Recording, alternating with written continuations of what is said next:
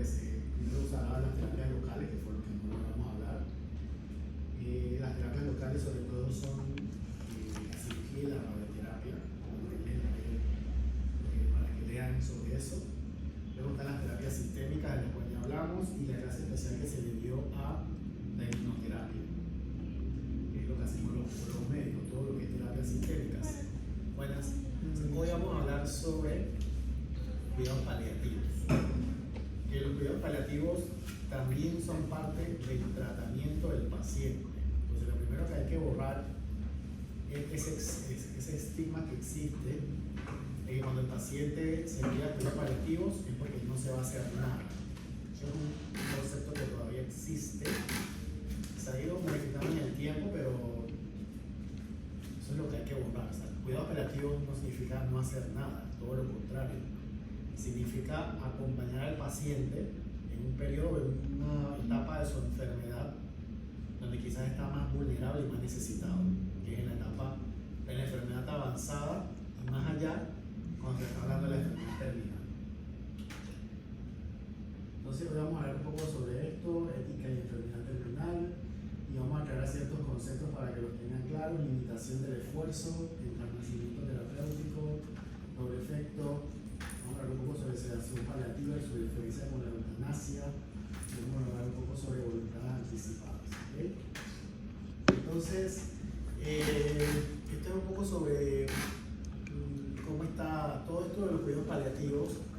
Está bien supeditado, está bien normado por la bioética. Incluso hay un manual de bioética del Colegio Médico de Panamá, que es el que norma todo lo que tiene que ver con la ética y la práctica médica de todas las profesiones. Inicialmente cada sociedad médica tenía como su manual de ética, cada uno lo tenía, algunos no estaban actualizados, otros menos actualizados, hasta que eso fue como hace 2 años, el Colegio Médico lo que hizo fue hacer un documento único para todos, en el que entonces las sociedades médicas lo que hicieron fue avalar ese documento, y digamos ese es el documento que avala toda la práctica médica en Panamá. ¿Okay? Pero entender que la bioética es parte de la ética y a su vez la ética es una rama de la filosofía, ¿okay? Del pensamiento, y que básicamente tiene que ver con la bondad y todo la manera correcta de regir. ¿Okay? Entonces, la bioética, usted tiene un curso de ética, ¿no? ¿Todavía no lo han dado? No, eso se da para el final. Sí, eso se da al final, eso se da cuando ya vamos a estar requisito. Pero hay un curso de ética médica, bueno, yo he un curso de ética médica, en donde básicamente lo que nos enseñan es siempre a respetar la dignidad humana y tener claro qué es lo permitido o de qué es lo censurable, sin importar, o sea, sin olvidar la excelencia del ser humano, que cada persona es inigualable, independientemente de que todos somos humanos, cada ser humano es único y especial, y que eso requiere respeto. En el caso específico de la oncología, hay que tener claro que no es que sea diferente a todos los pacientes terminales. O sea, hay muchas enfermedades crónicas degenerativas que llevan al paciente a un estado de fragilidad. Pero en la oncología quizás también juega mucho el hecho de muchas veces la familia quiere como sobreproteger al paciente, y en esa sobreprotección lo que hacen es atacar la autonomía. Ustedes saben el principio de la ética, que es la autonomía. Entonces, el paciente tiene autonomía, o sea, el paciente es dueño de sus actos, de sus pensamientos. Y muchas veces la familia, por proteger o sobreproteger, trata incluso de tomar decisiones por el paciente cuando el paciente todavía está consciente. Entonces, muchas veces hay como roces con la familia, pero hay que dejarle claro que el que toma las decisiones es el paciente. ¿Okay? Eso es respetar la autonomía del paciente. Y eso es parte de la bioética. Hay una cosa que se llama la conspiración del silencio. Eso también está bien descrito en oncología. ¿Qué significa la conspiración del silencio? Son esos pacientes que generalmente son los que vienen por primera vez. Van a una cita por primera vez al oncológico y entra la familia primero que el paciente. Doctor, es que nosotros no queremos que digan que tiene cáncer. señora o señor, está en el Instituto Oncológico Nacional. O sea, allá afuera todos los pacientes, todo lo que hablan es cáncer. Que si tocan la campana, que si, o sea, el paciente sabe, quizás no se lo ha dicho usted, pero el paciente obviamente, cualquier persona en este país dice, te tenemos que mandar para el oncológico. Pero en esa protección se da esta conspiración del silencio. Entonces uno básicamente lo que le tiene, o sea, al final, para no entrar como en conflicto directo, uno lo que le tiene que decir es cuando yo voy a entrevistar al paciente y yo le voy a preguntar si él quiere la información. Según la ley 68 de Panamá, el dueño de la información es el paciente y él es libre de transmitirla o no. Entonces cuando uno está con el paciente, uno lo que le dice, ¿usted quiere que yo le dé toda la información a usted o a su familia? El paciente que dice a los dos, y uno que dice a mí. Entonces, es al paciente. Eso también aplica, por ejemplo, esto no aplica solamente para oncología, aplica para cualquier cosa. Si usted está en un consultorio y entra el familiar del paciente a decir, yo quiero que me dé el resultado de la tomografía. ¿Dónde está el paciente? No, es que él viene ahorita, yo quiero saber. El dueño de la información es el paciente y yo se la voy a dar al paciente. Si después él la quiere compartir con usted, el paciente es libre de compartirlo. Entonces siempre tienen que tener ustedes claros que eso es así. A veces la familia se pone molesta, pero el dueño es el familia, es el paciente. Bueno, estos son conceptos un poco más filosóficos, por decirlo así. Sin embargo, es importante decir que la dignidad humana no es un derecho, sino que es la fuente de todos los derechos. ¿Okay? Entonces, hay que tener claro que nunca hay que, o siempre hay que tener presente que por más frágil que esté el paciente, ese ser humano es un ser humano digno, que nosotros tenemos que hacer todo lo posible para que incluso en la fase terminal de su enfermedad tenga una muerte digna. Por eso es lo que al final queremos, que tenga una muerte digna.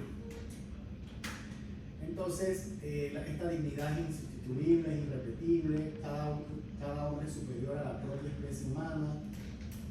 Y bueno, entonces aquí es importante tener claro que esto de enfermedad terminal, porque muchos pacientes preguntan, estoy en fase terminal cuando tú le acabas de diagnosticar una enfermedad avanzada. No es lo mismo enfermedad avanzada o metastásica que enfermedad terminal.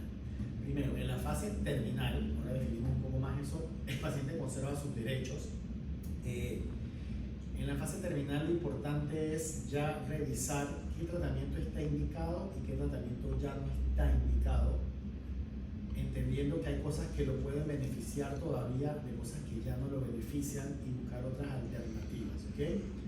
¿Qué es una fase terminal? Cuando un paciente tiene una enfermedad avanzada, tiene que cubrir varios criterios. Uno, que ya no hay opciones de tratamiento. Dos, que la enfermedad esté causando síntomas. Y que tres, sea rápidamente progresiva. Cuando se cumplen esas tres cosas, una enfermedad sin tratamiento que está avanzando rápidamente y que está causando síntomas, se habla de alteraciones tanto físicas como metabólicas, porque puede ser que la gente se vea muy bien, pero en los laboratorios uno ve que la cosa no está bien. Entonces, las alteraciones no necesariamente tienen que ser físicas, sino metabólicas. El ejemplo más clásico lo tenemos son los pacientes que llegan con insuficiencia hepática, sea del cáncer que sea. Si tienen metástasis en el hígado, llegan estos pacientes ictéricos al cuarto de urgencia, como viene con una ictericia en estudio, le hacen un ultrasonido hepático, se ven un montón de lesiones, no hay dilatación de la vía biliar, porque cuando hay dilatación de la vía biliar es porque hay una obstrucción, hay que hacer una CEPRE, colocar un drenaje, bla, bla, bla.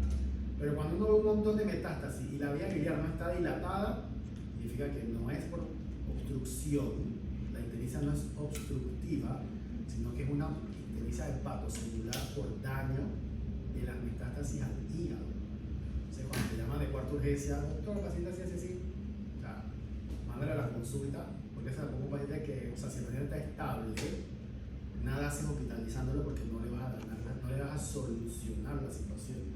Lo que vas a hacer con ese paciente es sentarlo y decirle la realidad. O sea, ya entramos en una fase de insuficiencia hepática, ya no hay nada que hacer, nada va a revertir esa situación. Entonces, esas son las condiciones de enfermedad terminal. Aún así, entonces, el paciente observa sus derechos.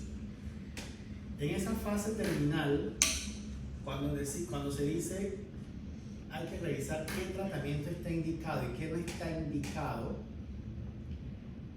aquí es donde muchas veces se entra como en conflicto con la familia. Por ejemplo, algo clásico es cuando el paciente ya está hospitalizado y está en fase terminal.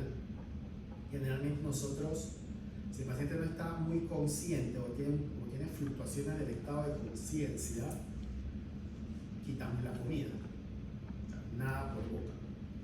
¿Por qué? Porque existe un riesgo de broncoaspiración. Si el paciente broncoaspira, es una complicación adicional a todo lo que ya está pasando. Pero la familia dice, pero es que se lo van a matar de hambre. No, el paciente no se va a morir de hambre, el paciente se va a morir por el cáncer, obviamente no, pero uno tiene que estar claro que el paciente no se va a morir de hambre, se va a morir porque el cáncer ya está avanzado. Pero en esa etapa, ya el beneficio de darle comida es más el riesgo que el beneficio de lo que pueda aportar una alimentación. Y lo que se hace es darle alimentación por la vena, ¿okay? Incluso ya cuando es muy difícil canalizarlo y demás, yo casi nunca lo he visto porque yo nunca lo vi hasta que llegué al oncológico, es colocar venoclisis por la piel. Se llama una hipodermoclisis, ¿okay? Ni siquiera se canaliza la vena, se le coloca la aguja en el subcutáneo y por ahí se le pasa la venoclisis, a goteo lento obviamente, no se va a aguantar 100 cc por hora, pero se le pasa la venoclisis por el subcutáneo y por ahí se alimenta el paciente, se le pasan soluciones con glucosadas. Entonces eso es importante. Al final también muchos pacientes tienen leucocitosis. Entonces, ¿es infeccioso o es tumoral? Esa siempre es como la pregunta, ¿no? Y muchas veces al final también vamos retirando antibióticos. ¿Okay? Al final ya no tomamos laboratorios. Si vemos un desequilibrio electrolítico, no lo corregimos. ¿Okay? Si el paciente cae en paro cardiorrespiratorio, previa discusión con la familia, generalmente nosotros no intubamos a un paciente con enfermedad avanzada y terminal, porque eso sería prolongar el sufrimiento. Entonces, eso es todo esto, es por ver lo que voy a hacer, qué está indicado y qué no está indicado. ¿Okay? Yo tengo una paciente del oncológico y hace como, eso fue para un mes y medio, me llamaron de Pacífica Salud. Un viernes como a las 9 de la noche. Yo estaba en una cena y tenía como 3 tragos encima. Doctor, aquí hay una paciente de Pacífica Salud que llegó no sé qué, la entubamos. Y yo, una paciente con enfermedad metastásica, con un cáncer de mama, con enfermedad cerebral, como en 4ª línea de tratamiento. Y yo, ¿por qué hicieron eso? No, que llegó convulsionando y bueno, obviamente los médicos no tenían la historia y bueno, procedieron a hacer lo que había que hacer. Bueno, ellos la vieron convulsionando y la entubaron. Y nada, ahorita queremos saber qué hacer. Yo, bueno, ya la entubaste, ya no hay más, o sea, ya cuando metes el tubo, ahí sí que no se lo puede quitar, porque eso sí sería eutanasia. Entonces ese es el problema, ¿no? Ya pusiste el tubo, ya hay que ver cómo evoluciona y eventualmente ver si se puede extubar. Obviamente entró en intensivo en Clínica Pacífica y después el problema que tenía seguro, pero había que trasladar para el oncológico, pero el oncológico no había cama en intensivo. Entonces es complicado porque cuando eres invasivo en una enfermedad avanzada, hasta cuándo ser invasivo, ¿okay? Siempre buscar alternativas. Entonces, a todo esto nace los cuidados paliativos o la medicina paliativa. Porque antes en el inicio, pues ¿quién se encargaba de todo esto? El oncólogo. Pero obviamente era necesario tener un equipo de apoyo que se encargara de hacer la transición con el paciente y con los familiares hacia esta etapa de la vida. Además que hay que reconocer que es una descarga como emocional. Porque imagínense nosotros todos los días ahí, si nosotros pudiéramos la terapia paliativa, o sea, estaríamos todos locos, ¿sabes? Porque eso es una carga emocional importante. Obviamente nosotros como oncólogos rotamos cuidado paliativo. Yo roté cuidado paliativo, yo estaba como que, o sea, esta gente, o sea, esto supera, o sea, esa gente que la verdad que tiene que tener una salud mental importante porque ya nosotros somos muy clínicos, bueno, vayan a preguntar, mire, o sea, vamos a sentarnos, ¿cómo estás? ¿Cómo te sientes? ¿Cómo te va con el medicamento? ¿Tienes náusea? ¿Tienes vómito? No sé qué, vamos a revisar esto, vamos a ver los laboratorios, todo está bien, vaya al tratamiento.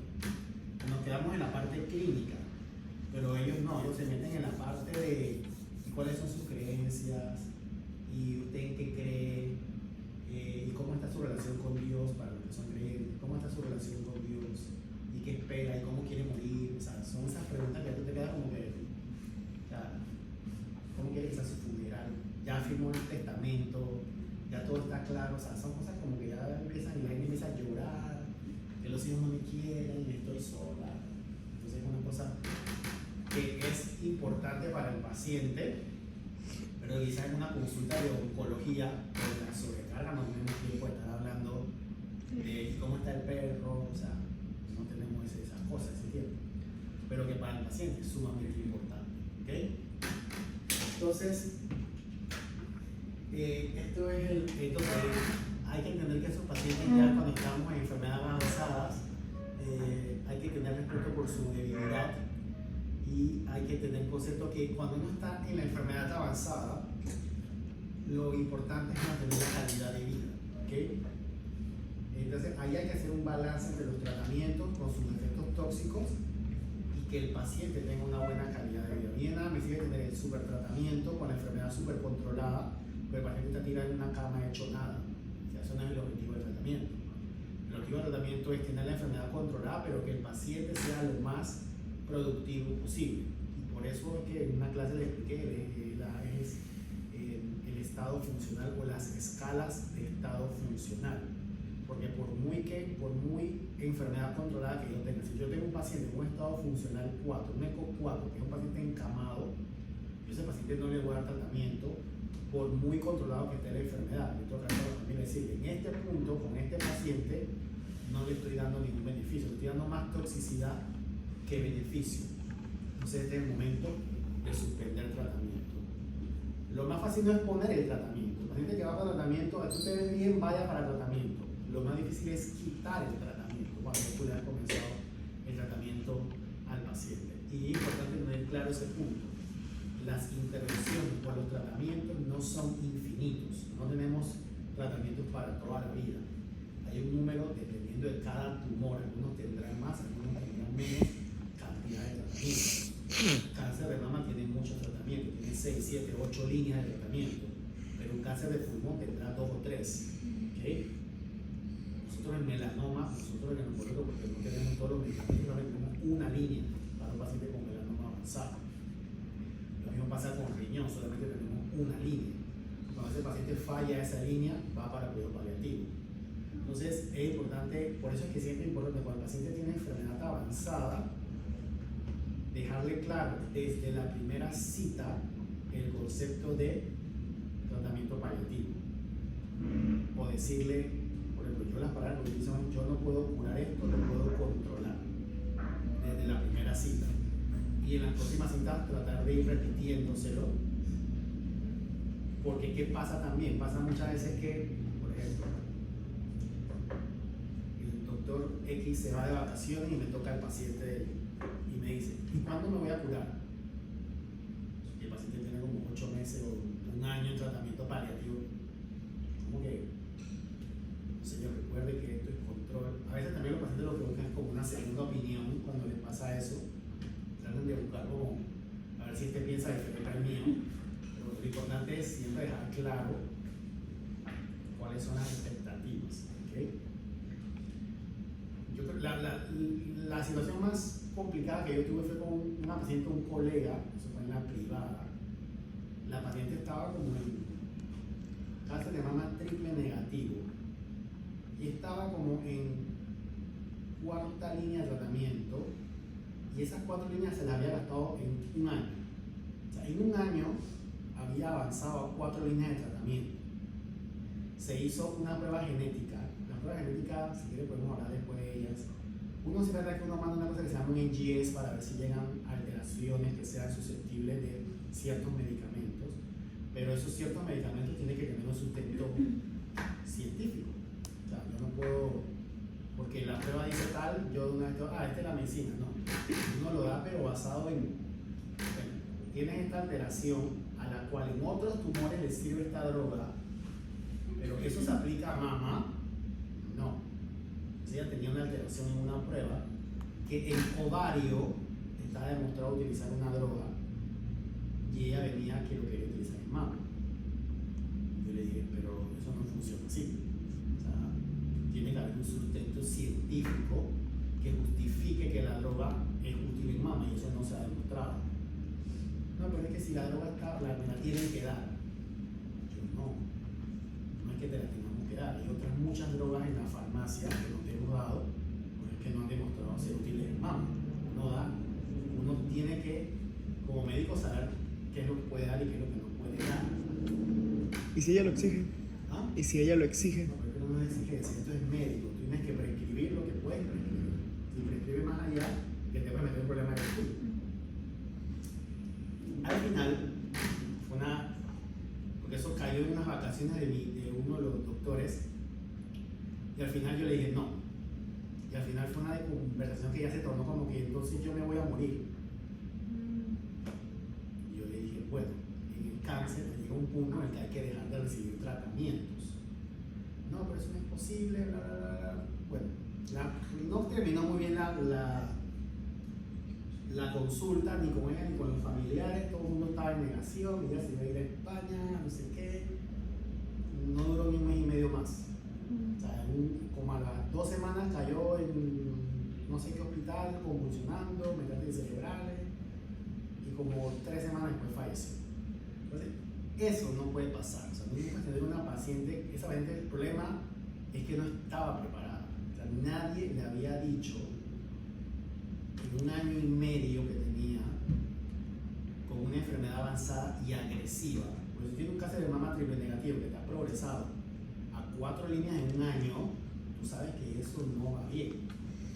¿Cuántas líneas que habían? 7. Sí, pero 7 en el tiempo. O sea, si no es diferente una paciente con la primera línea de cáncer de mama ahorita mismo debe durar por un triple negativo. La primera línea es la más efectiva, demora como 2 años. La primera. Y ella se consumió en 1 año las 4. 4. Entonces, esa es una enfermedad que biológicamente te está diciendo que es una enfermedad agresiva. Se puede tú decir. lo sabes como médico. Y tú tienes que preparar al paciente porque nuevamente los tratamientos son finitos. Entonces, lamentablemente la paciente cayó en mi consulta cuando yo quedé como que. ¿Y qué pasa cuando ya a las 7? Ya no hay nada más que hacer. Fase terminal. Tienen que pasar a cuidados paliativos. Ya eso vamos. El pase a cuidado paliativo, esa conversación de qué pasaba antes, eso ha ido cambiando en el tiempo. Antes el oncólogo tenía al paciente, le daba todos los tratamientos que tenía y cuando se le acababan los tratamientos un buen día le decía, ya no hay más nada que hacer por ti, vas a cuidado paliativo. De ahí se crea el concepto de que cuidado paliativo es cuando ya no van a hacer nada. ¿Okay? ¿Qué se hace ahora? Eso está estudiado y eso publicado. Hay publicaciones en el New England Journal of Medicine que dicen que la referencia temprana al cuidado paliativo mejora la supervivencia del paciente. La supervivencia.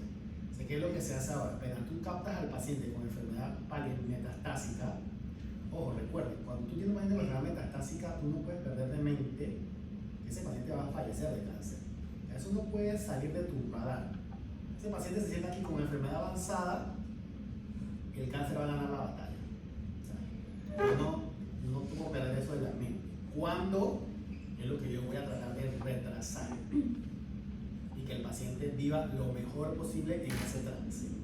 Pero no puedo perder de perspectiva que el paciente va a fallecer de cáncer.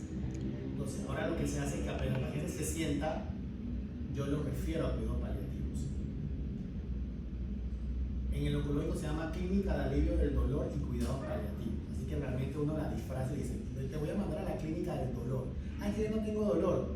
No, no te preocupes, quizás no tienes dolor ahorita, pero vámonos adelantando. Pero ¿qué es lo que uno quiere?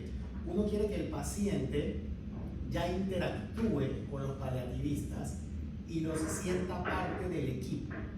O sea, que ya sea una costumbre que cada cierto tiempo ellos lo vean. Para que entonces cuando al final ya yo no tenga nada que darle, yo le diga, la doctora tal se va a hacer cargo de tu caso a partir de hoy, y ya el paciente no la sienta como una extraña que apareció al final, sino que ella lo siente como alguien de parte del equipo que la ha acompañado en el transcurso. Pero me imagino que la paciente sabe, ¿no? Que ya llegó, Claro, ya va a llegar su hora. Pero es que el paciente tiene que saberlo. Claro. Es que el paciente tiene que saberlo, porque tú le tienes que decir al paciente al final, tienes que organizarlo todo.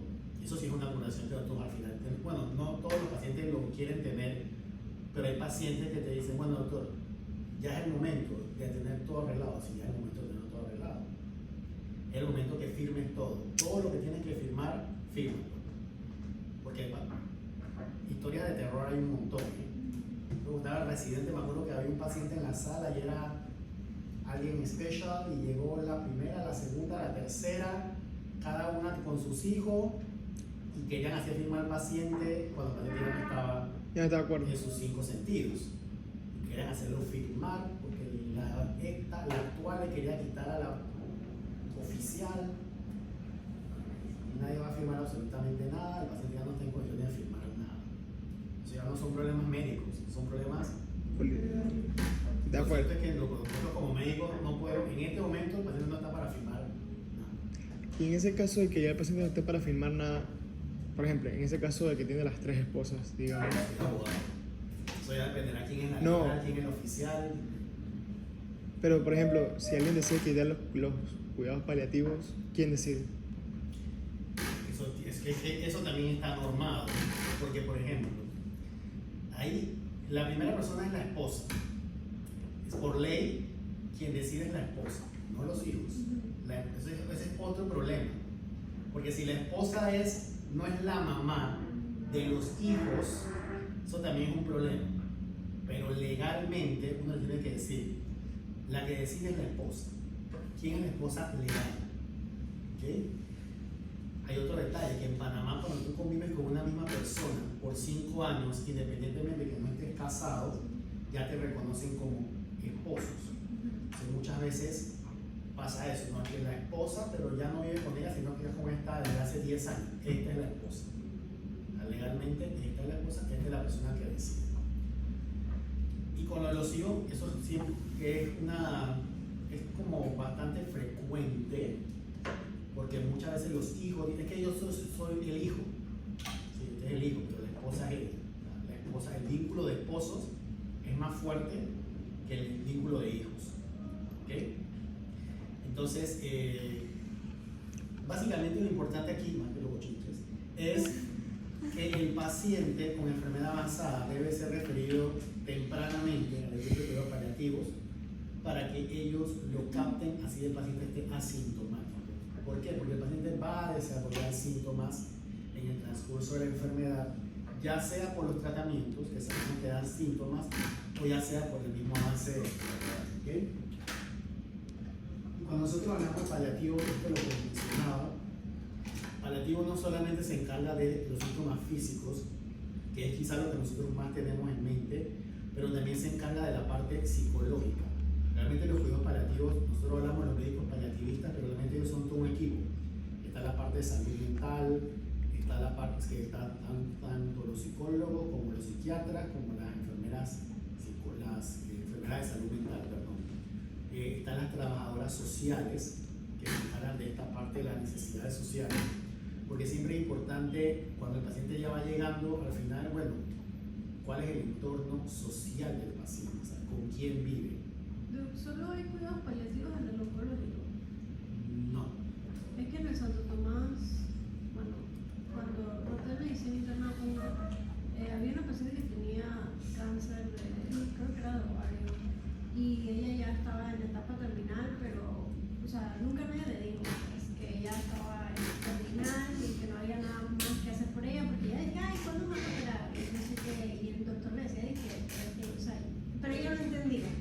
Entonces yo le pregunté al doctor, pues, que decía, o sea, que ahora qué se hacía, si se la mandaban a cuidados paliativos, y él dije, aquí no hay eso, y él dije, Ok, varias cosas en lo que me acabas de decir. No es raro, en verdad es bastante común que los pacientes referidos a lo oncológico no sepan que tienen cáncer. O sea, obvio que lo saben, porque si te están mandando al oncológico, pero el paciente mismo te dice, bueno, ¿y usted qué le han explicado? Ah, no sé, que tengo algo y pues me mandaron para acá. O sea, los médicos no les gusta utilizar la palabra cáncer. A los médicos no les gusta utilizar, y menos los quirúrgicos. Los internistas, bueno, casi son un poco más, pero a los médicos, a los cirujanos no les gusta utilizar la palabra cáncer. No, que tienen un tumorcito ahí, en el oncológico te van a decir, y el paciente está todo lleno de metástasis. Entonces, a los médicos no les gusta, ¿por qué? Y eso es lo que tiene que ver con la formación. Porque a los médicos nos enseñan a curar. Siempre que el médico a curar. O sea, todos ustedes quieren curar gente, o sea, curar. Pero también hay otra Y parte. el cáncer no siempre se puede curar. Entonces la gente como que los médicos no les gusta hablar de cáncer porque también lo asocian como muerte. Entonces muchos pacientes llegan sin que su médico que le diagnosticó la enfermedad les haya explicado bien. Ahora, los cuidados paliativos nacieron en oncología, pero se han extendido a otras entidades porque no solamente hay enfermedades terminales de tipo oncológico, hay muchas, por ejemplo, el EPOC puede llegar a ser una enfermedad terminal porque limita mucho al paciente. Entonces hay muchos cuidados paliativos enfocados en oncología, en la insuficiencia cardíaca, esas cardíacas que son muy limitantes, también está muy desarrollado y está muy desarrollado en neurología, sobre todo la parte de las enfermedades cerebrovasculares y en las enfermedades neurológicas degenerativas, llámese Alzheimer, llámese ELA, etc. Todas esas enfermedades neurodegenerativas también están muy desarrolladas en los cuidados paliativos. Entonces, en Panamá, obviamente el primer hospital que tuvo cuidados paliativos fue el oncológico, pero ahora hay una unidad de cuidados paliativos en el complejo hospitalario. Bueno, ahora no sé si está en Sidela o Talla, la verdad es que no sé si se muere o no. Pero bueno, sé que en el complejo hospitalario hay una unidad de cuidados paliativos.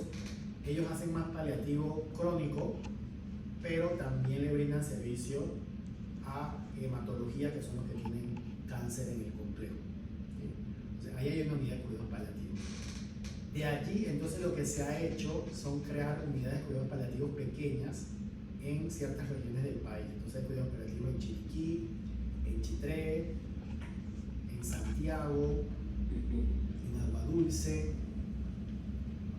en Soná creo que hay, si no me equivoco, que básicamente son, por ejemplo, hay médicos que estaban en el oncológico y se han ido a provincias. Así nació la primera que se fue una doctora que estaba en el oncológico, era chitreana, trabajó muchos años aquí y un buen día decidió, me voy para Chitré. Y allá, con la experiencia que tenía acá, fundó una unidad allá. Y luego se fue otra que fue en Santiago y así fue. Entonces ahora hay en varios lugares, pero esas unidades están en conexión con el oncológico. Si cuando nosotros ya, por ejemplo, ya llevo un paciente en Chiriquí, digo, ya no hay más nada que hacer, el paliativo de aquí lo que hace es que la refiere allá, porque no tiene sentido que el paciente venga de allá para acá. Entonces la idea es que el paciente esté más cerca de su unidad. En cuanto a las unidades y necesidades sociales, pues es importante ver el entorno familiar. Esto de las necesidades sociales, eso es otra locura aquí en Panamá. O sea, aquí esto, claro, en verdad Panamá es un lugar de muchos contrastes. Hay gente con mucho dinero y hay gente con muy poco dinero.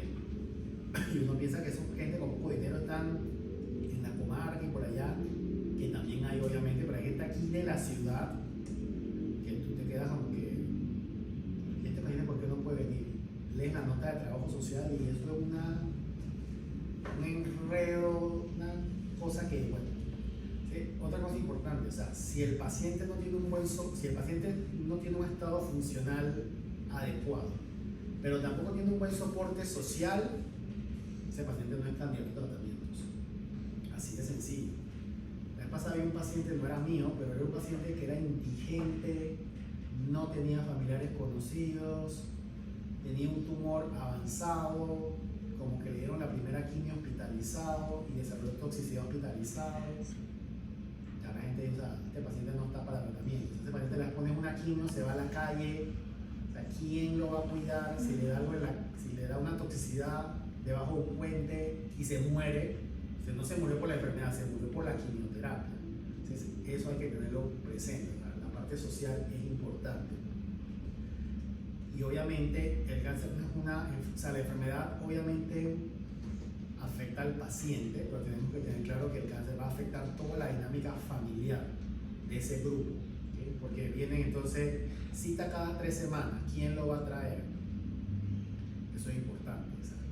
¿Quién va a ser el cuidador principal?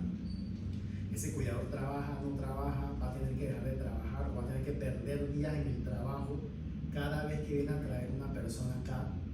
Eso hay que tenerlo en cuenta. También hay gente que ya, o sea, ahorita hay una unidad en Azuero y se abrió una sala de quimio en Santiago, pero el resto del país tiene que venir para acá. Y hasta hace 3 años atrás todo el país tenía que venir aquí a la ciudad. O sea, hay gente que toma mucho tiempo, o sea, hay gente que viene de Bocas del Toro y toma 10 horas para llegar al oncológico.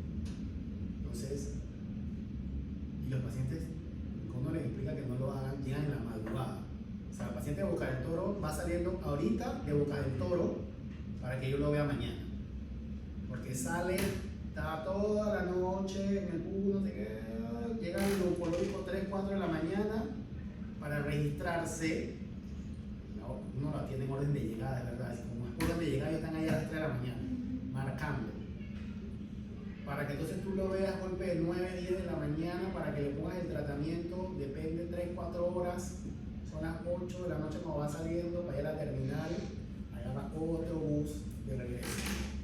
Se puede estar 3 días y esa misma historia la repite cada 3, cada 2 semanas, dependiendo del tema que tú le estás poniendo. Entonces, ahí va la parte social. Y ahí viene la adaptación. Yo tengo una paciente que es de Darién y el esquema estándar es quimioterapia semanal, 3 semanas seguidas y 1 semana de descanso. Doctor, ¿no hay una forma alterna? Sí, hay una que cada 4 semanas ya coge. No es lo estándar, pero yo tengo que entender que ella no puede venir a alguien cada semana. O sea, yo le tengo una alternativa. Bueno, esas 3 las voy a agarrar todas y las voy a poner en una sola dosis. Te va a pegar más fuerte, pero vas a evitar que venir cada 3 semanas. Yo lo quiero intentar. Dale. 4 semanas cuando la había, bueno, me dio una dosis, pero tolerable, ya, nos vamos así, cada 4 semanas viene, una vez al mes, porque no puede venir, o sea, hay una realidad económica que hay que entender, ¿ok? Y obviamente la otra parte son las necesidades espirituales, que bueno, paliativo sí se mete, como les expliqué, mucho en eso. Yo no soy un ser espiritual, yo soy un ser de luz, así que la verdad que no entro mucho en esos detalles. Cuando me dicen, Dios lo bendiga, yo amén. Yo respondo, porque ¿sabes? Yo sé que la persona tiene sus creencias y demás, yo respeto todo eso. Hay gente que no cree en nada, también eso también hay que respetarlo. Y bueno, por lo menos en la sala con los pacientes que ya están en estado terminal, cuando están hospitalizados, sí siempre lo que uno trata es de preguntarles ya al final, bueno, ustedes tienen alguna creencia, desean que venga algún... En el oncólogo hay un padre, o sea que el padre, incluso el padre pasa visita literalmente, o sea el padre va a dar la misa que da y luego él sube a la sala y las enfermeras le dicen tal paciente, ¿okay? Pero los que no son católicos, entonces uno tiene que preguntarle, bueno, ¿usted desea que venga algún pastor? ¿Usted desea que venga algún rabino? ¿Ustedes sí, ustedes tienen a alguien que no tiene que dar la orden a la enfermera para que el rabino, pastor venga, ¿okay? Hasta chamanes hemos dejado que entren, porque si el paciente cree en otras cosas, pues tiene que entrar.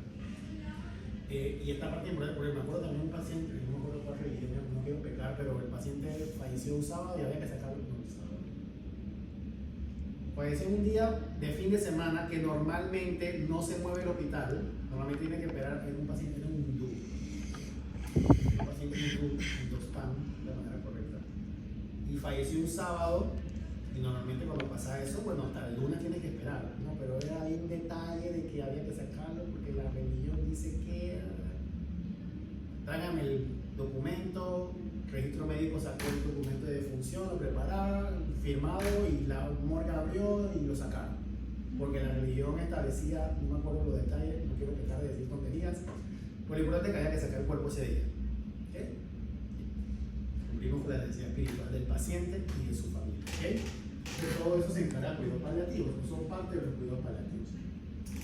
Entrando en la parte física, de esto es lo que se encarga más que todo cuidado paliativo, El dolor es quizás es el síntoma más común o el motivo de referencia número 1 nuestra hacia el cuidado paliativo. Por eso se llama cuidado paliativo, clínica de alivio del dolor y cuidado paliativo, porque principalmente Para el control del va a ser dolor. El dolor puede ser de tipo visceral o puede ser de tipo neuropático.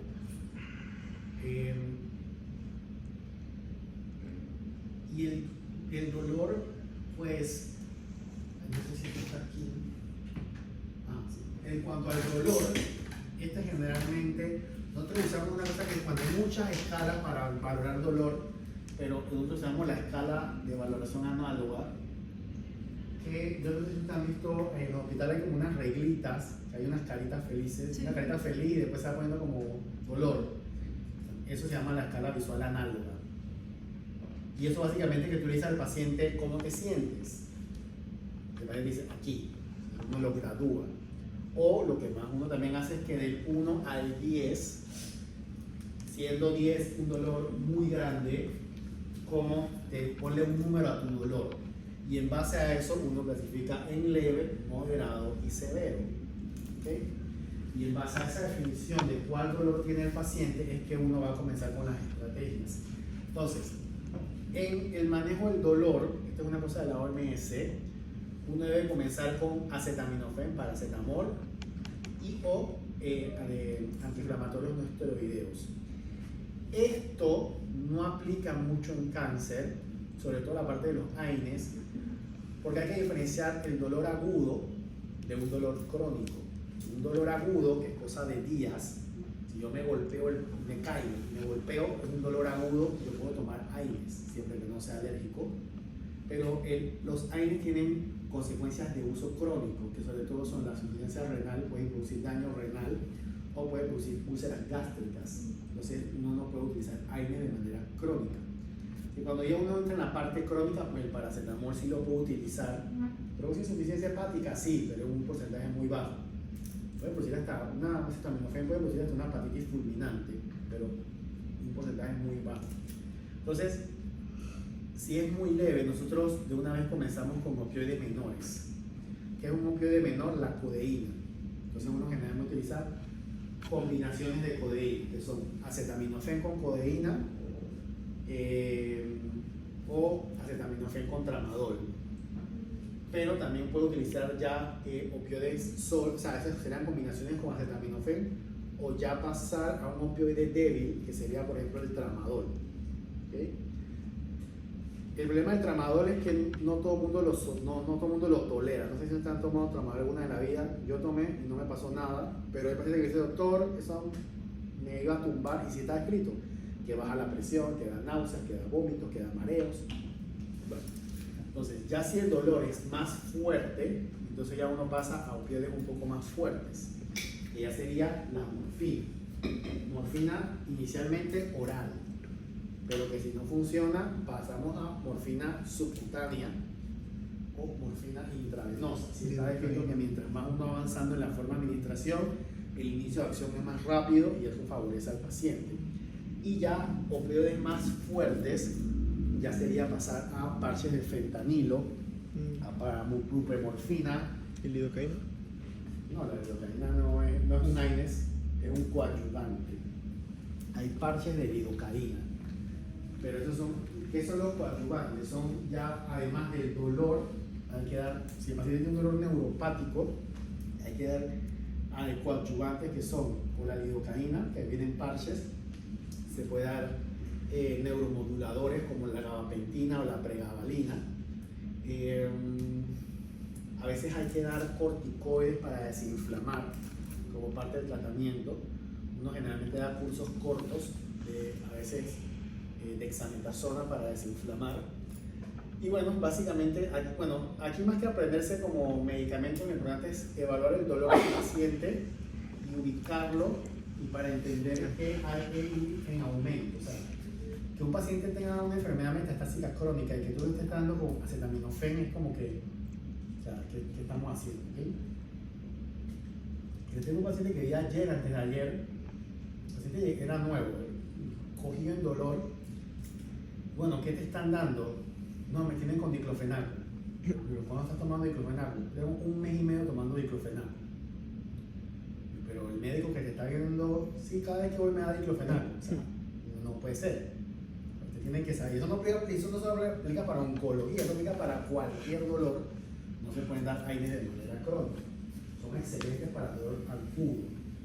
Incluso los AINES, cuando te lo ponen aquí, es para exacerbaciones. Lo que yo sí puedo hacer es tener al paciente en tramadol cada 8 horas, por ejemplo, cada 6 horas. Pero si entre las 6 horas el paciente tiene un dolor, que eso se llama ay, se me fue el nombre. Es como una exacerbación, pero se llama un dolor. Se me fue el nombre. Subagudo. Tiene un nombre técnico, pero se me fue. Lo importante es que es como una crisis de dolor. Yo a ese paciente lo puedo rescatar con AINES, entendiendo que va a ser como una dosis única, porque los AINES son buenos para controlar el dolor, pero siempre que yo no lo use de manera crónica y solamente lo tenga como para rescate, lo puedo utilizar. Pero la realidad es que nosotros usamos el mismo medicamento. Generalmente usamos tramador con rescates de tramador o morfina con rescates de morfina. Eso es también una estrategia. Nosotros también usamos mucho AINES. Pero bueno, dolor importante. Bueno, aquí está lo que les he mencionado. Opioides débiles, codeína, hidrocodona, un poquito más fuertes, oxicodona. Hay una realidad, y es que el acceso a los opioides no es tan sencillo. Primero, que en Panamá son medicamentos regulados, solamente los puedes prescribir con una receta especial, que es la receta de narcóticos. Entonces, solamente conseguir la receta es un detalle, porque hay que mandar un papel al consejo técnico para que te emitan una receta, eso está regulado. Entonces, hay un problema de acceso, y eso sí es realidad, que nuestros pacientes llegan a los hospitales periféricos y dicen que allá no me dan la morfina, allá no me dan la oxicodona, allá no me dan, ¿okay? Porque realmente no todos los médicos lo tienen, la receta. Aparte de eso, existe ahorita mismo como un miedo a la prescripción de los opioides, porque es cierto que en Estados Unidos abusan de los opioides. O sea, esto es una realidad. Ellos tienen un problema de salud pública con las adicciones a los opioides. Y ese es un problema que ellos mismos se han buscado. Es un problema que ellos mismos han encontrado. Yo siempre he hecho bueno. Yo tengo una amiga una vez que está viviendo en Estados Unidos, se graduó conmigo de la escuela y se fue a Estados Unidos, y yo no veía. Y un día me escribe. No, mira, que me pasó esto como un accidente de carro, pero no es que fue un volcamiento, ni fue como un golpe de latigazo, y me mandaron esto. Cuando yo voy a la receta, oxicodona. Me mandaron oxicodona por un latigazo. O sea, yo aquí le hubiera mandado un acetaminofén para empezar, o un diclofenaco, un ibuprofeno ahí, reposo, ibuprofeno, hielo, y espera unos días. Oxicodona de una vez. ¿Usted no vieron una serie de, no me acuerdo si es de Netflix? Sí, es de HBO? Netflix. Es una serie que habla sobre cómo se generó ese abuso, cómo la industria farmacéutica, Sí. es una realidad, o sea, no pueden, pero es otra cosa. Cuando sean médicos va a estar la industria por ahí, tienen que tener claro cuál es el papel de la industria. Te apoyan en ciertas cosas, pero tu conciencia no se puede vender por esas cosas. Ojo, lo digo yo que voy a congreso cada rato, la industria me invita, yo voy, ¿verdad? Pero eso en nada va a afectar mi prescripción. Pero bueno, entonces Estados Unidos tiene un problema con la adicción a los opioides, y eso ha creado como una fobia a los opioides. Y eso se extrapola a que cuando tú dices a un paciente, vamos a comenzar morfina, y dice, doctor, yo no quiero. ¿Por qué? Pues que me voy a volver adicto. Bueno, vamos con calma. Si yo empiezo a tomar morfina porque me da la gana, yo me voy a volver un adicto, porque no tengo por qué usarla. Tú, que tienes un dolor por cáncer crónico, no estás tomándola por adicción, tú necesitas el medicamento, ¿okay? Pero si hay muchos pacientes que no quieren morfina o que asocian morfina con enfermedad terminal. Muchos que te dicen al doctor, ya, significa que ya llegué hasta aquí. No, significa que el tramador no te está controlando el dolor. O esos pacientes que dicen, es que no tolero el tramador. Si no toleras el tramador, ¿qué más? Se te van a aguantar el dolor. Lo que sí se sabe es que el paciente que aguanta dolor, esto pasa mucho también con los hombres, el machismo. No es que tengo dolor, pero yo me lo voy a aguantar, doctor. Si se está descrito también que si el paciente aguanta mucho dolor, después el umbral es más difícil de controlar. Entonces hay que utilizar más medicamentos si el paciente crónicamente está con dolor. Si uno no tiene que ser paciente, la idea es que no tengas dolor. No tengas dolor. Esa es la idea de todo el tratamiento. No tener dolor. El paciente no tiene por qué estar quejándose de dolor. ¿Okay? Y aquí están otros coadyuvantes, los ansiolíticos, se me ha olvidado, también son parte importante del tratamiento. Y otra cosa es que el dolor, el dolor no solamente es físico, también hay una cosa que se llama dolor total, que es que el concepto del dolor total es, el dolor no solamente es físico, sino que hay una parte en la esfera mental que colabora a que el dolor se exacerbe. Entonces, el paciente tú le puedes estar dándole morfina, pero tú no has evaluado sus otras esferas, sobre todo la mental, en que la ansiedad o la depresión pueden estar afectando su percepción de la realidad y aumentando la sensación del dolor. O sea, sobre todo los pacientes ansiosos. Los pacientes ansiosos tienden a magnificarlo todo. Es decir, si el paciente no le controla la ansiedad, el paciente te va a estar como loco pidiéndote medicina del dolor, cuando probablemente lo que tiene es un dolor total, ¿okay? O puede ser la parte del miedo a morir, que es parte de esto, ¿no? Bueno, como les decía, síntomas psicológicos, pues lo que más vemos es la ansiedad y la depresión. Ya en etapas finales vemos lo que es el delirio. El delirio puede ser hipoactivo o hiperactivo. El hiperactivo es que el paciente que está en la cama y se quiere tirar de la cama, y a veces la enfermera obviamente lo van a amarrar porque no quieren que se caiga, que se tire, y cuando llega la medida, el paciente, ¿por qué está amarrado? No, otro porque está con delirio. Esa es una realidad bastante común. No solamente pasa en enfermedad terminal, cuando te van a una sala de geriatría, cuando tengan la oportunidad de rotar geriatría, los ancianos sufren mucho de delirio. Los abuelitos cuando se hospitalizan y tú los sacas de su medio y los metes en el hospital, eso los vuelve y entran en delirio hiperactivo. Eso es bastante común en salas de geriatría. Pero también está el delirio hipoactivo, que es el paciente que está como tirado, que no quiere escapar al paciente y le empieza a hacer CAT cerebral, le empieza a hacer un poco de pruebas, porque el paciente está que no se mueve, no hace nada. Y al final, cuando descartas todo, las causas orgánicas, las causas metabólicas sobre todo, o sea que ya tiene el sodio normal, tiene el calcio normal, tiene un CAT cerebral normal, bueno, este paciente lo que tiene es un delirio hipoactivo. Pero el hipoactivo es un diagnóstico de descarte. Yo nunca había llegado con un paciente tirado, tiene un delirio hipoactivo. No. Primero descarta todo lo demás, las causas estructurales, CAT cerebral, y las causas metabólicas, los principales electrolitos, nitrógeno de urea, pruebas del hígado. Y si todo eso está bien, entonces tú dices que tienes un delirio hipoactivo. ¿Okay? Y obviamente lo otro es el insomnio, que bueno, eso es otra causa que hay que evaluar, ¿no? Generalmente nosotros, los oncólogos, nos manejamos en sala. Insomnio, yo me quedo con él. En sala, la mayoría de los delirios los manejo el oncólogo directamente, pero si ya es un delirio un poco más fuerte, que es refractario a los tratamientos iniciales, hay que llamar al psiquiatra. Porque los psiquiatras con los médicos, que la mayoría de el delirio se trata con medicamentos psiquiátricos. Si ya yo le doy lo más que van a aprender de los demás, cómo se da, son haloperidol, que son unas gotas. También se puede inyectar, pero no me gusta mucho inyectado. Pero uno le da una gota de aldol y eso calma al paciente. Cuando eso no funciona, llamen al psiquiatra. Y obviamente cuando tienes ansiedad y depresión, eso lo detectas, tienes que verlo con psiquiatría. No todos los pacientes aceptan ir a psiquiatría, ni aceptan ir a psicología. Pero bueno, uno por lo menos tiene que hacer el intento, tienes que ir, pero obligar a nadie, yo por lo menos no obligo a nadie a nada. Las necesidades sociales, como les mencionaba aquí, los asuntos financieros, las relaciones del paciente con sus familiares, y aquí el cuidador. Generalmente nosotros reconocemos lo que se llama el cuidador principal, que es esa persona que siempre viene a la cita o siempre está con el paciente, y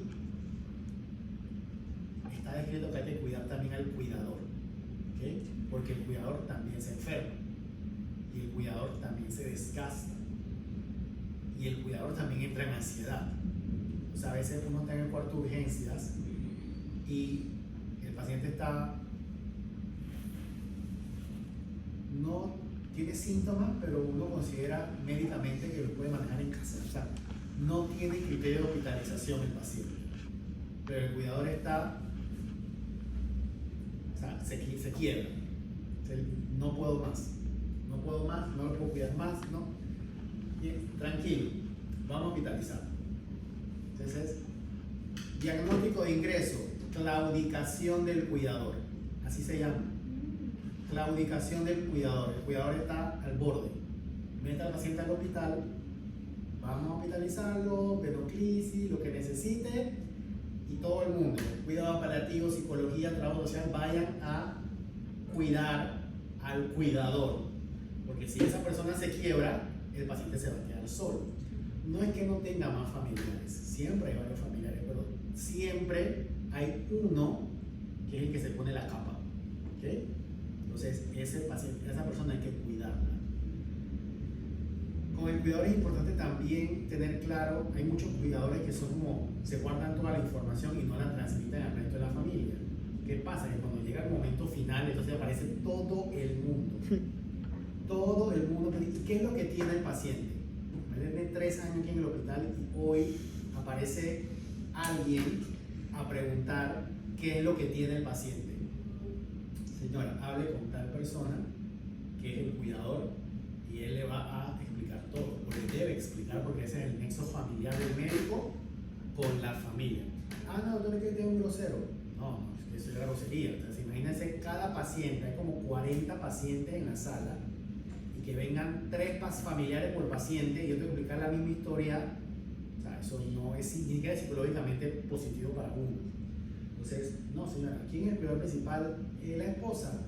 No, hable con la esposa de la situación, porque ella sí está enterada de todo. O sea, tienes que tener muy enterado al cuidador para que sea, y desde antes tienes que decirle, siempre cuando, por ejemplo, cuando damos condiciones de crítica, uno siempre le dice, y por favor transmítale esto al resto de la familia, para que sea como continuo, ¿no?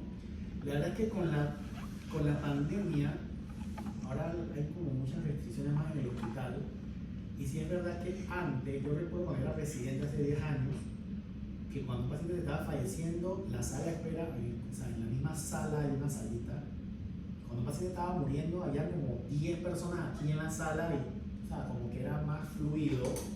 Ahora, como hay muchas restricciones, es como más difícil.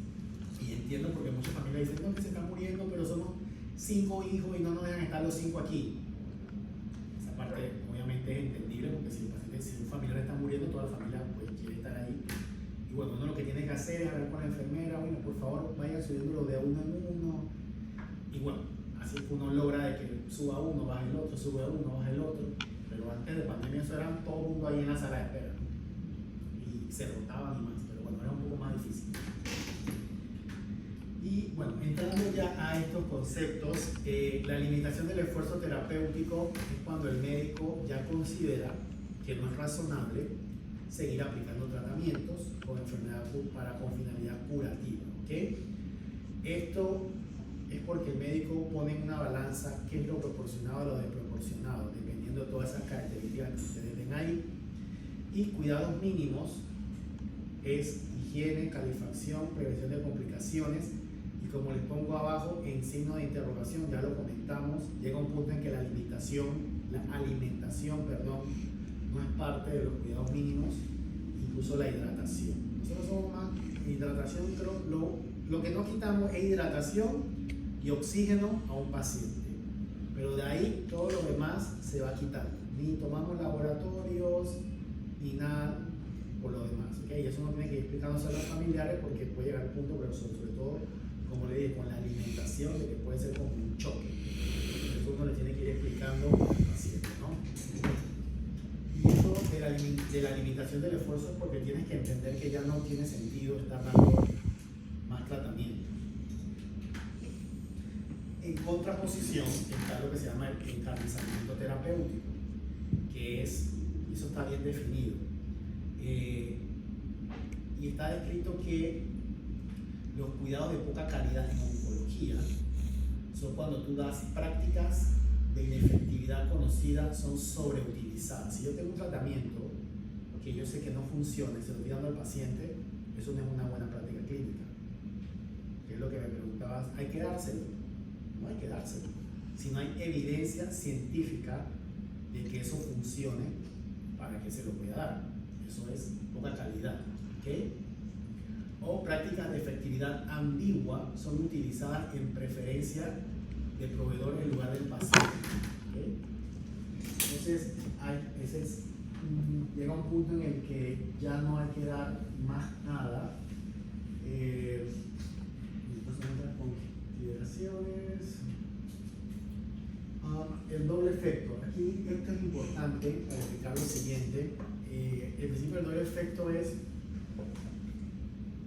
si yo tengo un medicamento que tiene una razón terapéutica, en este caso un analgésico, pero yo sé que como efecto secundario podría cortar la vida del paciente, ¿ok? Eso se cumple siempre que la acción por la cual yo estoy dando el medicamento sea buena, la intención de dar el medicamento sea el efecto bueno y que exista una causa suficientemente proporcionada. ¿Por qué explicamos esto? Porque vamos a explicar lo que es la sedación paliativa. ¿Okay? La sedación paliativa es cuando un paciente en enfermedad avanzada o terminal, tiene que estar claro esto, enfermedad avanzada terminal. No es que un paciente entra caminando y por ahí dice yo quiero una sedación paliativa. No. Paciente con una enfermedad terminal tiene síntomas refractarios a los tratamientos que se le está dando y el paciente explícitamente consiente recibir sedación paliativa. Bueno, él o los familiares, si el paciente ya está un poco confuso, ¿ok? Ejemplo clásico de esto. Tenemos un paciente en la sala que ingresa por disnea no controlada. El paciente se le pone las nebulizaciones, se le pone el oxígeno de cánula, pasa máscara, de máscara a máscara facial y el paciente está con un distrés respiratorio. El paciente no es candidato a entubarlo por lo que ya les mencioné, o sea, no va a entubar un paciente con enfermedad terminal. Entonces, que el paciente se esté ahogando genera estrés tanto al paciente como a la familia, porque tienes a tu familiar ahí, eso es angustiante. Entonces, en ese punto, cuando ya todas las otras medidas han sido infructuosas, tú tienes que hablar con la familia y decirle, bueno, cuando el paciente sí está consciente, tienes que decirle, necesitamos calmarlo, necesitamos que esté tranquilo, ¿okay? No queremos que sufra más, ni que esté ansioso, ni él, ni ustedes. Para eso tenemos que dormirlo, ¿ok? ¿Dormirlo con qué? Con una infusión de morfina. No morfina, no, morfina por goteo continuo, una infusión de morfina. O sea, la morfina yo la estoy dando para calmar el síntoma, pero tengo que tener claro que el medicamento como efecto secundario podría acortar la vida del paciente. Eso no es eutanasia, porque en eutanasia yo doy algo para que el paciente fallezca. Esto no es eso. En sedación paliativa lo que trato es de controlar un síntoma, pero tengo que tener claro de que puede pasar. Y eso se lo explica a la familia. Por eso es que se usa en enfermedad terminal. ¿Okay? La disnea creo que es la situación en la que más frecuentemente lo usamos, pero es cierto también que hay dolores no controlados, que ya el paciente está con parche, con goteo y no funciona. Hay que dormirlo. O lo otro, alguna vez he visto que está el paciente con delirio hiperactivo no controlado. O sea, el paciente está que se quiere arrancar todo, se quiere tirar de la cama, está la familia familia loca, señora, tenemos que dormirlo porque ya está demasiado agitado. ¿Okay? Nuevamente, en el contexto de una enfermedad terminal, el paciente puede ingresar por una infección y puede estar en delirio. Las infecciones también son un gatillante del delirio. Pero el paciente con una neumonía que entra en delirio, yo no le voy a hacer una sedación paliativa. Por eso, en el contexto de una enfermedad terminal, con un síntoma refractario, entonces se solicita el consentimiento al paciente, si está consciente, o a la familia para hacer sedación paliativa. Puede ser intermitente o puede ser continua. ¿Okay? Eso es diferente a esto, a la eutanasia, que ya es proporcionar los medios para que el paciente fallezca. ¿Okay? La Sociedad Panameña de Cuidados Paliativos dice que la eutanasia es la acción o la omisión intencionalmente dirigida para acabar con la vida del paciente en una enfermedad grave e irreversible. ¿Okay? La eutanasia puede ser, como les expliqué, por acción o por omisión. Y importante, acá está puede ser el suicidio asistido, que es que el médico es el que le da la medicina al paciente, pero el paciente es el que se lo toma. O sea, eso tiene sus consideraciones éticas, porque no es que yo mate al paciente, aquí está, y el paciente conscientemente lo toma. Se llama un suicidio médicamente asistido, o está la acción yo de aplicar el medicamento para que el paciente fallezca. ¿Okay? Entonces, aquí lo importante es diferenciar la eutanasia de la limitación del esfuerzo terapéutico. Nuevamente, limitación es cuando ya yo sé que esto no funciona, no lo voy a utilizar. ¿Okay? Del doble efecto y de la sedación paliativa. Y bueno, esto del encarnizamiento terapéutico también es diferente a eutanasia, y las instrucciones previas son estos documentos de voluntades anticipadas en donde el paciente especifica cómo quiere terminar, cómo quiere que sean sus últimos días. ¿Okay? Esto también está regulado por la ley 68. La ley 68 y esto de los testamentos vitales o las voluntades anticipadas, la realidad es que en la práctica pública no es tan común verlo. Generalmente ellos firman las voluntades ya intrahospitalarias. La enfermera es la que te va avisando. La enfermera dice: doctor, este paciente no lo vemos muy bien y no hay un documento en el expediente para que hable con la familia. Entonces tú vas y hablas con la familia: miren, la situación está así, así, así, así, tienes que dejar un documento firmado de no intervenciones agresivas, que básicamente es para que el paciente no lo entube ni haga medidas extremas. ¿Okay? Pero eso es algo que es como reactivo dentro del hospital. Esto más que todo se ve en la práctica privada, en donde los pacientes sí hacen un documento legal notariado, donde ellos expresan su deseo de no ser invadidos agresivamente al final de la vida. ¿Okay? Entonces, esas son las voluntades del Papa. No es tan común aquí en Panamá, pero bueno. Y bueno, esto es todo por hoy. ¿Tienen alguna pregunta o duda?